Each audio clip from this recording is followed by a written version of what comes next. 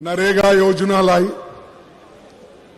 गरीब का पेट भरना, कम से कम बच्चों का, गरीब का एक दिन की रोटी तो उसको मिले, एक दिन का चावल तो मिले।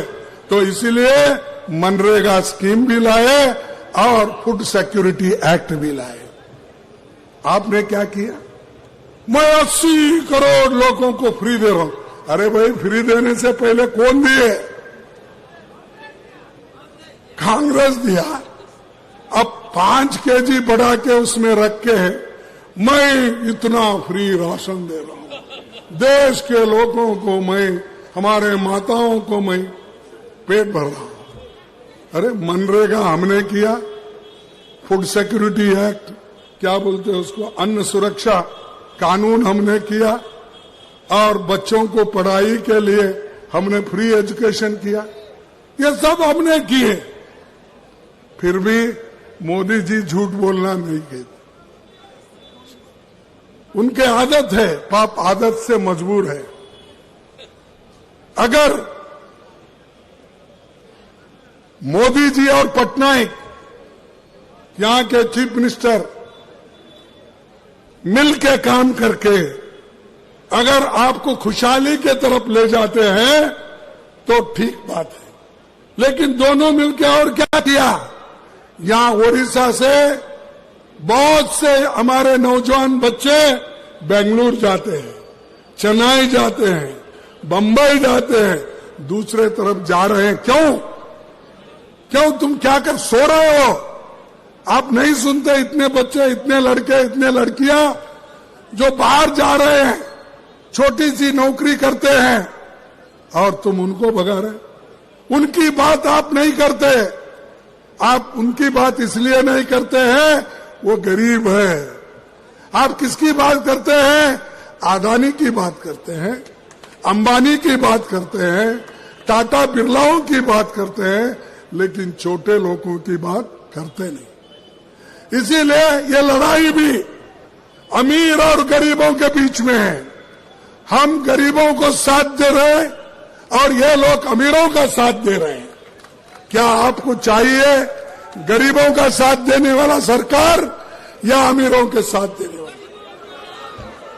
तो आप मन बनाइए, सब लोग मिलके काम कीजिए।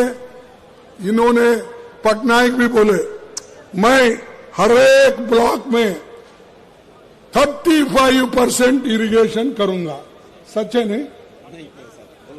क्या मैं झूठ बोल रहा हूं?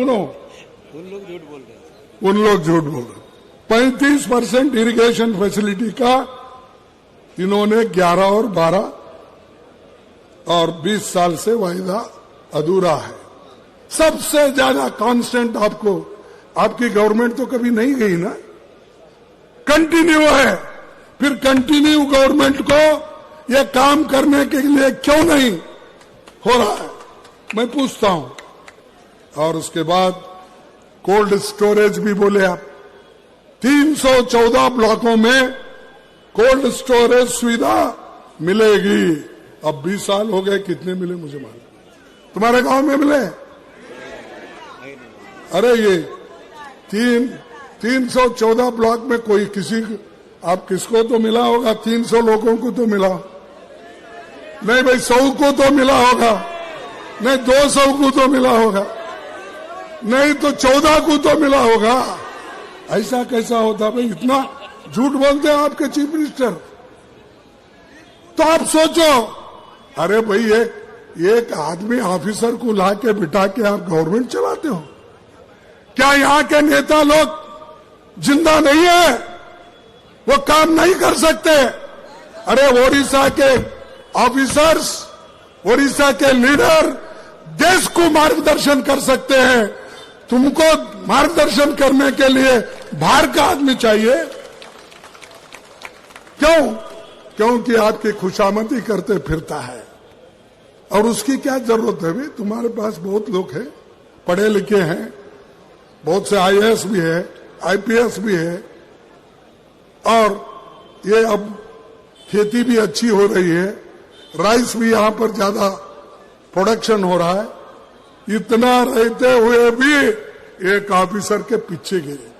उनको कुछ बनाया ना? ऑफिसर राज खाली चला रहे सर, कुछ नहीं किया। नहीं भाई, उनको कुछ राज्यसभा मेंबर बनाए हैं क्या, एडवाइजर बनाए क्या है? तो एक आदमी बाहर का आके एडवाइजर बनता, तुमका एडवाइस नहीं चाहिए उनको।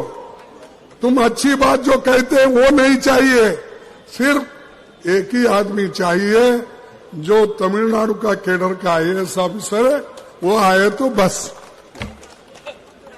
और मैं और एक बात आपको कहता हूं, क्योंकि बहुत देर हो गई। यहां पर जो उड़ीसा में कम से कम हजारों वैकेंसी है सरकार की।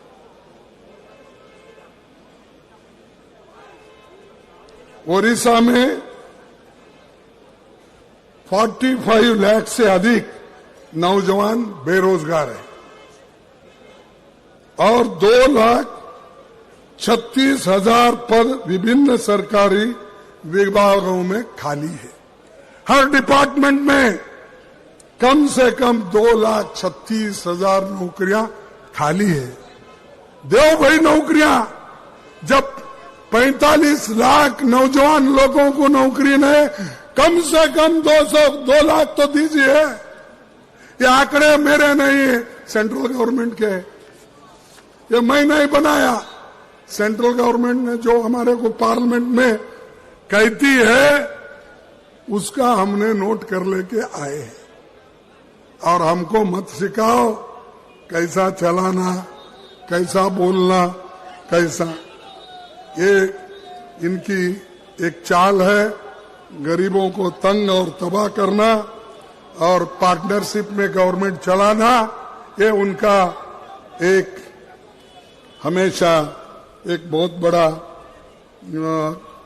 ये साजिश है। और कई लाख लोग, कई लाखों रुपए लूटे गए माइंस में, 20,000 करोड़ रुपए चिटफंड में गए या नहीं गए?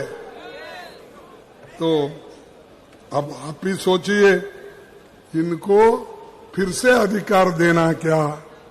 फिर से यहाँ के MPs को फिर आप वोट देकर फिर मजबूत करेंगे, करप्शन को मजबूत करेंगे, गरीबों को तबाह करने वालों को मजबूत करेंगे, गरीबों के हकूक छीनने वालों को आप मजबूत करेंगे।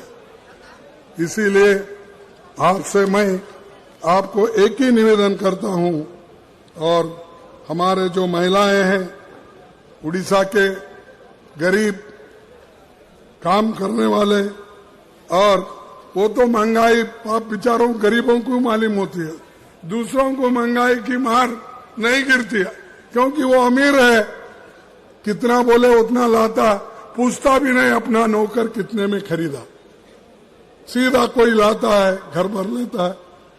लेकिन इसकी मार, तेल, आटा और बाकी के जो किराने के सामान है, दाल है, पल्सेस है, ये खरीदने वालों को मालूम होता है कितना महंगा है, उसको कितना पैसे देना पड़ता है।